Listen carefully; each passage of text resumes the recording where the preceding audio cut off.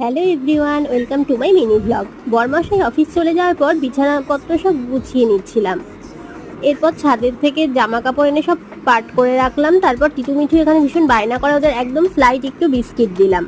এরপর চলে এলাম লাঞ্চের প্রিপারেশনের জন্য। যেহেতু গরম বেশি ছিল তার জন্য একদম সিম্পল রান্না করেছিলাম। আর আজ আমি তোমাদের সাথে শেয়ার করব নতুন লোহার কড়াইতে কিভাবে রান্না করতে হয়। তাই আমি কড়াইটাকে লেবু আর নুন জলে ভালোভাবে সিজনিং করে তেল মাখিয়ে নিলাম। এরপর যে কোনো রান্না তুমি করতে পারো।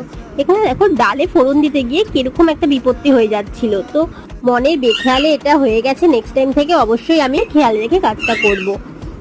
তো এই দেখো লাঞ্চ আমার কমপ্লিট। টিটু মিঠুর সাথে বিকেলবেলা একটুখানি খেলাধুলা করার পর চলে এলাম রান্নাঘরে।